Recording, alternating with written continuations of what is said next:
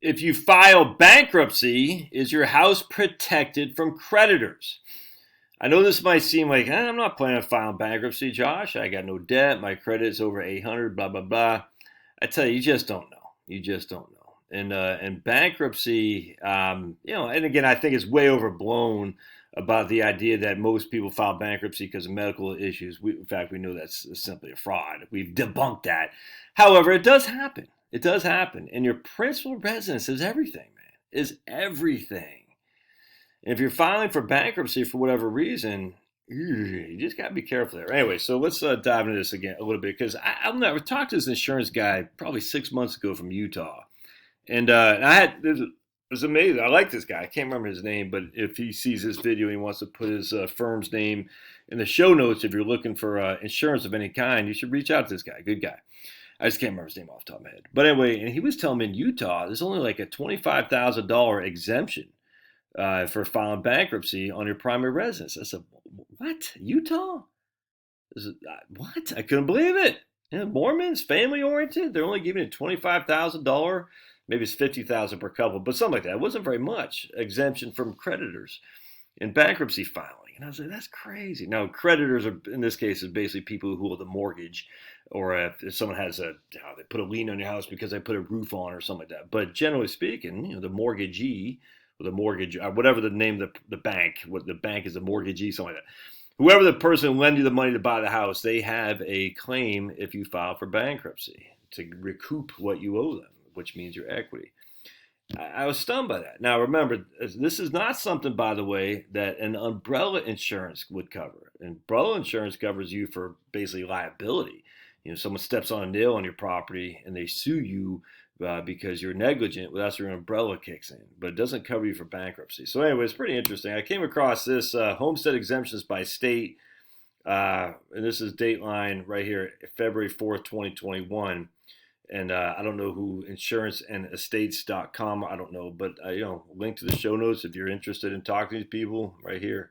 You can talk to them. I got no problem with that. But anyway, and I'm assuming it's legit. I don't know. I'll let you do your own research.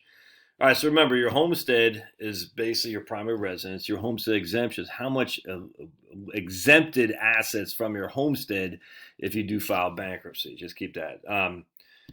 As noted, primary residence is often the most valuable asset most Americans have. Losing a home to creditors can be devastating. The homeowner not only suffers the financial setback of the loss, but also the emotional toll being forced to leave the home and find a new place to live. Exactly. So laws vary state by state. A few states, notably Florida and Texas, offer unlimited homestead exemption, allowing an owner to protect 100% of the value of the primary residence. Interesting. In most states, the exemption is capped at a prescribed dollar amount, which is, in Massachusetts, the caps are $500,000 for a primary residence.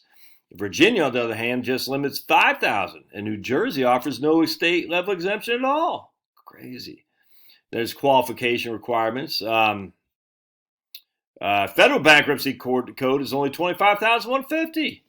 Subject to some state law definitional distinctions, to qualify as a protected homestead, a property must be the debtor's primary residence and must be located within the borders of the state. Houses, condos, and mobile homes are all considered homesteads.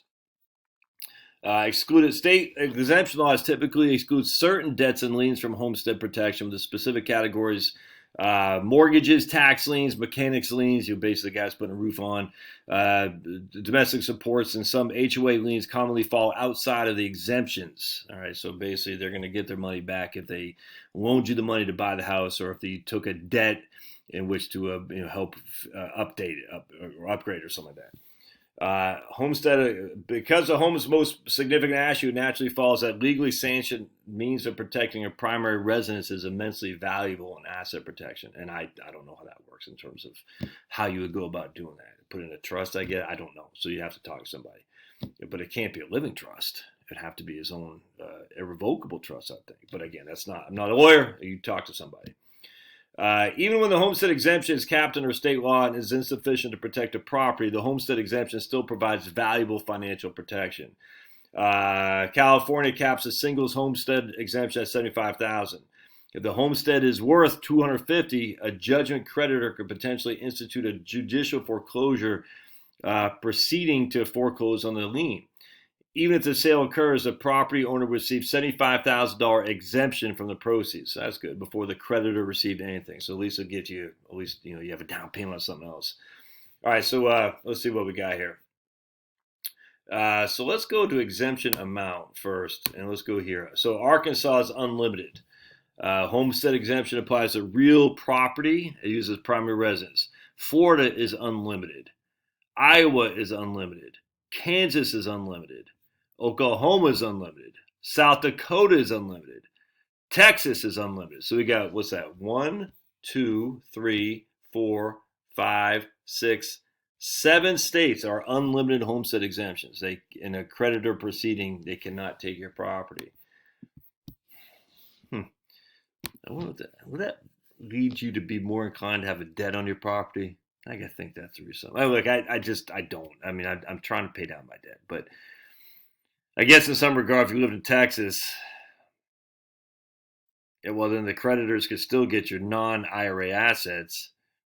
So they could. So let's say you had 100% loan to value on your or debt to equity, if you will, on your home. 100%, you get no equity, and instead you took that $300,000 of equity, have it in a brokerage account. I guess in a creditor lawsuit, they could still come after that brokerage account, even though they couldn't come after your house per se. Yeah, I gotta think that through. That's still a little bit too confusing for this old lump of coal. All right, so let's look at let's see here. Let's look at some states. And here's California. So exemption applies to real estate, personal property, including mobile home or boat. 170,000, 5,000 exemption allowed for owner over 65. All right, 100 exemption, 100,000 if household of owner includes non-owner family member, and 75,000 for other owners. All right, so basically it looks like you're getting 75,000 per. It looks like so 150,000 will be free and clear of your own equity if you sold the house to pay off the mortgage. In terms of bankruptcy.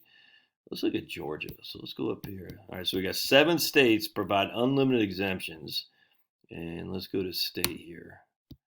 Let's see, where's Georgia? All right, Georgia, ooh, it's 42,000, man. That's not much, 43,000. Exemption extends to real estate, purchase money mortgages, mechanics liens are excluded for homestead protection. There you go. So if you got a mortgage, mechanics lien, tax lien, liens in existence prior to qualification as a homestead, purchase money mortgages. So I wonder if that's a refi. Because a refi is not a purchase money mortgage. I wonder if that's interesting. Purchase money mortgage is when you actually use the finance to buy your house. That's called a purchase money loan. A cash out refi is not a purchase money. So I wonder if that does qualify you for homestead protection.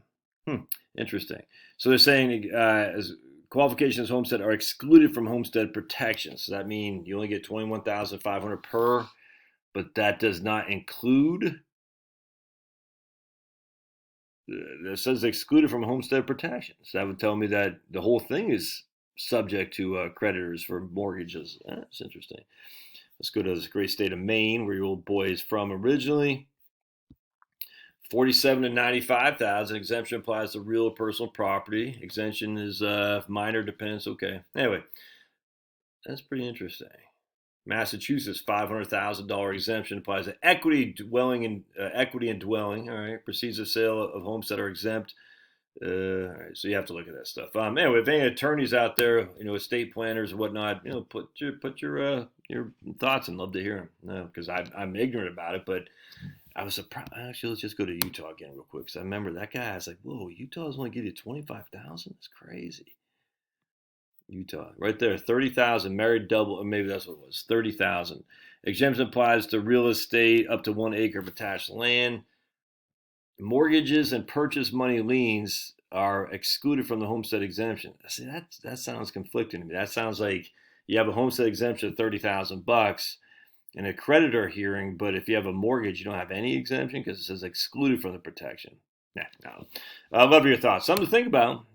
Ideally you don't go bankrupt, but if you do, it looks like it's better to go bankrupt in those 7 states that have an unlimited exemption. Love your thoughts. We'll see you.